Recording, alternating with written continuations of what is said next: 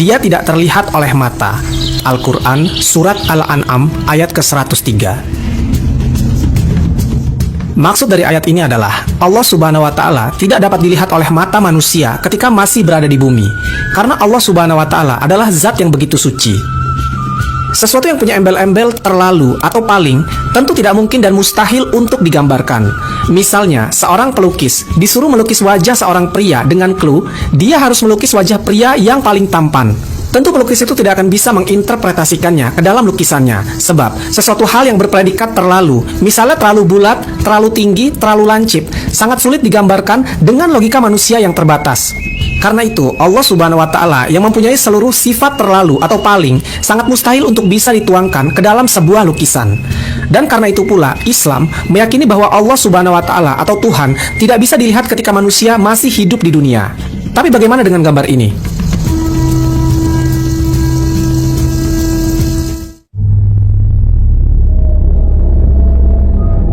Umat Kristiani mengenal Yesus sebagai Tuhan. Namun, bagaimana jika Yesus yang dikenal dunia hari ini sebenarnya adalah sesosok lelaki Yunani kuno yang bernama Apollonius? Banyak beberapa ahli sejarah yang mengaitkan wajah Yesus yang kita tahu sekarang adalah wajah seorang filsuf Neo-Pitagoran Yunani dari sebuah kota yang bernama Tiana, provinsi Kapadosia, yang bernama tenar yaitu Apollonius dari Tiana. Apollonius lahir dalam sebuah keluarga Yunani yang kaya raya dan sangat berpengaruh.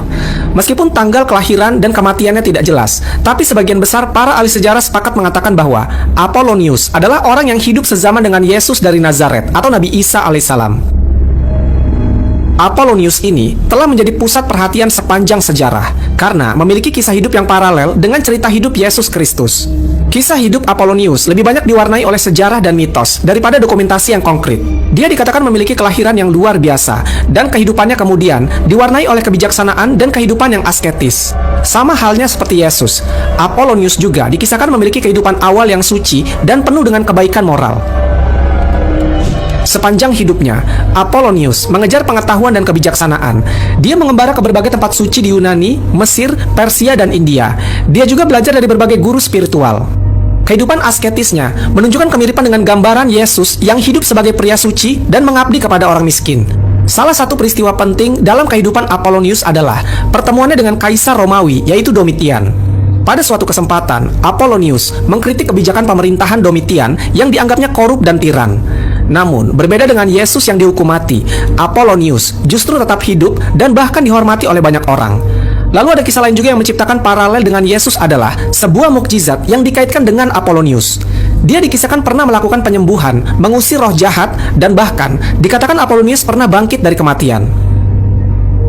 Namun, catatan-catatan ini lebih banyak berasal dari sumber-sumber yang terpisah dan mungkin terpengaruh oleh kepercayaan dan norma-norma keagamaan setempat. Apollonius juga memiliki sejumlah pengikut yang disebut sebagai Apollonians. Satu hal yang paling dititikberatkan pada sosok Apollonius adalah dia sama sekali tidak pernah mengaku Tuhan atau mengaku anak Tuhan. Dan para pengikutnya pun tak pernah menganggap bahwa Apollonius adalah jelmaan Tuhan. Sebenarnya sama dengan Nabi Isa alaihissalam.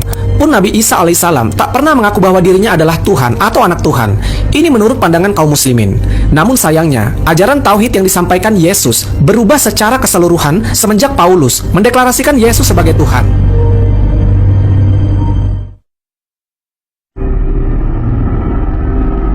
Ada sebuah film dokumenter yang berjudul Bible Conspiracies yang mengisahkan tentang sosok Yesus yang berbeda dari yang diyakini umat Kristen saat ini. Film dokumenter berbiaya rendah ini tersedia di Amazon Prime. Sosok di balik film ini adalah Philip Gardiner yang merupakan sutradara dari film tersebut. Gardiner sendiri dikenal sebagai sutradara dari lebih 80 film dokumenter.